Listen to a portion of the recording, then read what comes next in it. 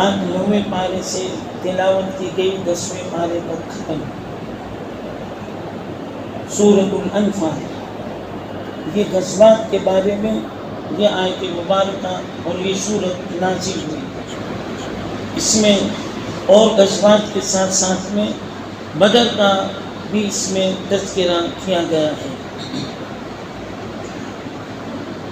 بار بار ایمان والوں سے خطاب کرتے ہوئے کہ ایمان والوں استجیبوا للہ وللرسول اذا دعاکم، اللہ اور اس کے رسول کی اطاعت کرو۔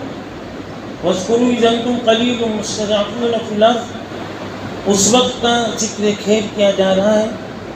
اللہ کہتے ہیں کہ جب تم بہت محدود تعداد میں تھے، بہت کم تعداد میں تھے، لیکن اللہ تعالیٰ نے تم کو بہت زیادہ تعداد میں کر دیا، اس پر تم اللہ کا شکر ادا کرو۔ آپ صلی اللہ علیہ وسلم یہ آیت اکثر پڑھا کرتے تھے، وَمَا كَانَ اللَّهُ لِيُعَذِّبَهُمْ وَأَنْتَ فِيهِمْ، کہ اے اللہ ان بندوں کو عذاب دے کر تو کیا کرے گا۔ وَمَا كَانَ اللَّهُ مُعَذِّبَهُمْ وَهُمْ يَسْتَغْفِرُونَ، تو اللہ تعالیٰ نے آپ کو بشارت سنائی کہ جب تک آپ امت میں موجود رہیں گے تب تک اللہ کا عذاب نہیں آئے گا، اور ایک یہ بھی بتایا وَهُمْ يَسْتَغْفِرُونَ کہ جب استغفار کرنے والے ہوں گے تو پھر اللہ کا عذاب نہیں آئے گا۔ 10واں پارہ شروع، اس میں اللہ تعالیٰ نے سورۃ التوبہ نازل فرمائی۔ سورۃ التوبہ یہ عجیب و غریب سورت ہے۔ یہی وجہ ہے کہ آپ قرآن میں دیکھیں گے کہ ہر سورت سے پہلے اعوذ باللہ اور بسم اللہ لکھا ہوا نظر آئے گا، لیکن یہ جو سورۃ توبہ ہے اس سورت کے شروع کرنے سے پہلے کوئی نہ اعوذ باللہ ہے نہ بسم اللہ ہے۔ اصل یہ ہے کہ یہ آیت مشرکین کے بارے میں اللہ تعالیٰ نازل فرما رہے تھے، تو اللہ تعالیٰ غصے میں تھے، اللہ تعالیٰ جلال میں تھے۔ اللہ تعالیٰ ارشاد فرما رہے تھے براءۃ من اللہ ورسولہ الی الذین عاہدتم من المشرکین، کہ اللہ اور اس کا رسول مشرکین سے بری ہے۔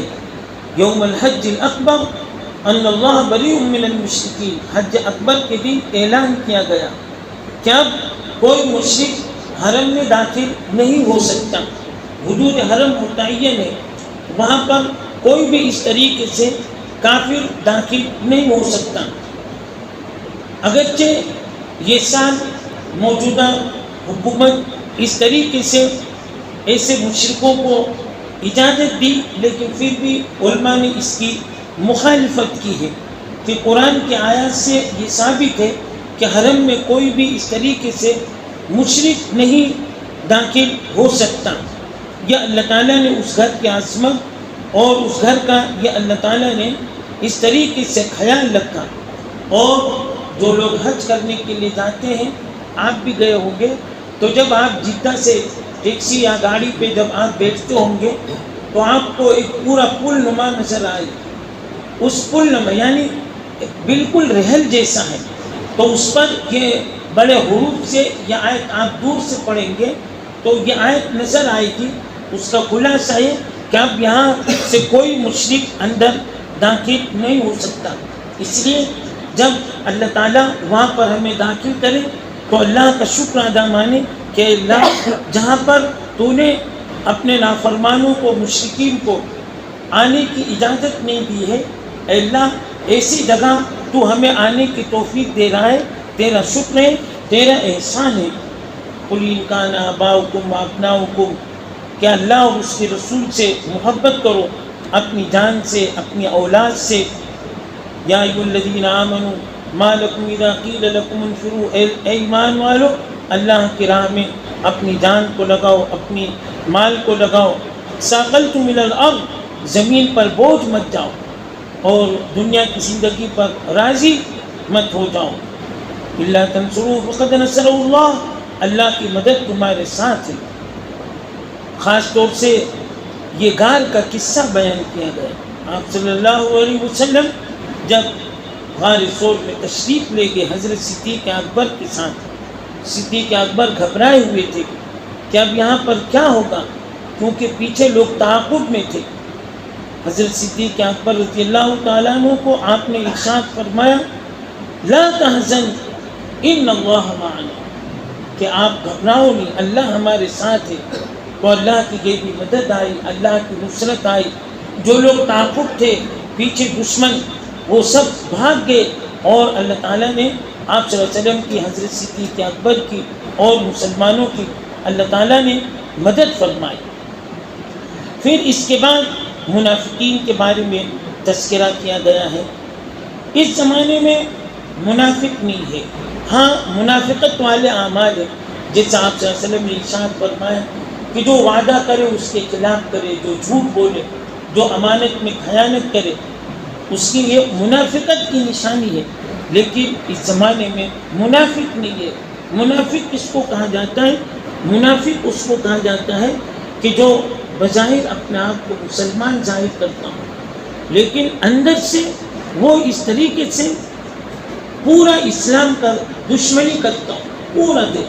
جیسے آپ صلی اللہ علیہ وسلم کے زمانے میں عبداللہ ابن سلول وغیرہ تھے، بظاہر آپ کے قریب رہتے تھے، آپ کے ساتھ اٹھتے بیٹھتے تھے، کھاتے پیتے تھے، آپ کے مجلسوں میں شریک ہوا کرتے تھے، لیکن ان لوگوں نے منافقت کی، تو اس کی وجہ سے آپ صلی اللہ علیہ وسلم اور دین کو اور اسلام کو بہت ہی اذیت پہنچی۔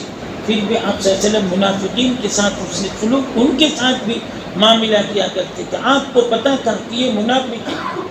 عبداللہ ابن سلول کے بارے میں آتا ہے کہ اس کے لڑکے عبداللہ وہ ایمان میں داخل ہو گئے، جب اس کا آخری حالت آئی، طبیعت خراب ہوئی، تو اس نے آ کر کہا یا نبی اللہ میرے ابا کی طبیعت خراب ہے، کیا اچھا ہو کہ آپ چل کر دیکھ لیں۔ تو آپ صلی اللہ علیہ وسلم بنب سے نفیس گئے دیکھنے کے لیے۔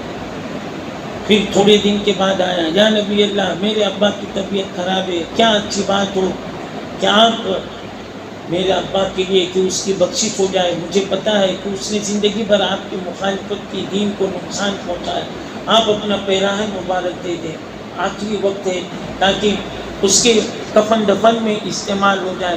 آپ صلی اللہ علیہ وسلم نے فرمایا کہ اگر میرے کپڑے کی وجہ سے تیرے ابا کی مغفرت ہو رہی ہے تو لے جائے کپڑا۔ آپ نے اپنا پیراہن مبارک اس کو دے دیا۔ پھر اس کے بعد تھوڑے دن کے بعد آیا، کہنے لگا کہ اب بالکل آخری وقت ہے، کب چلے جائے کوئی، میری درخواست ہے کہ آپ جنازے کی نماز پڑھائیں گے۔ چنانچہ تھوڑی دیر کے بعد وہ انتقال کر گیا، تو وہ آئے یا نبی اللہ میرے ابا کی جنازے کی نماز پڑھا دیں۔ آپ صلی اللہ علیہ وسلم تشریف لے گئے۔ جب آپ صلی اللہ علیہ وسلم جنازے کی نماز پڑھانے کے لیے آگے بڑھ رہے تھے، ساتھ میں صدیق اکبر، عمر، بڑے بڑے صحابہ تھے۔ عمر رضی اللہ تعالیٰ نے آپ کا دامن کھینچا، یا نبی اللہ یہ کیا کر رہے ہیں؟ لیکن یہ آپ کے اخلاق تھے کہ جنہوں نے زندگی بھر آپ کو تکلیف پہنچائی، ان کے بھی جنازے میں، بلکہ جنازے کی نماز پڑھانے کے لیے جا رہے ہیں۔ اتنے میں قرآن کی آیت نازل ہوئی، آگے اسی میں آیا استغفر لہم او لا تستغفر لہم، کہ پیارے نبی آپ اس منافق کے لیے 70 مرتبہ، اس سے بھی زیادہ آپ 70 مرہ، اس سے بھی زیادہ آپ ان کی مغفرت کی، بخشش کی دعا کریں گے تو بھی مغفرت نہیں ہوگی۔ چنانچہ اسی وقت سے یہ احکام آیا کہ کافر کے لیے، منافق کے لیے مغفرت کی، بخشش کی دعا نہیں کی جا سکتی، ہاں ان کی ہدایت کے لیے کہ اللہ ان کو ہدایت دے، ان کی ہدایت کے لیے دعا مانگی جا سکتی ہے۔ اللہ تعالی ہم سب کو ان قرآنی تعلیمات پر عمل کرنے کی توفیق عطا فرمائے۔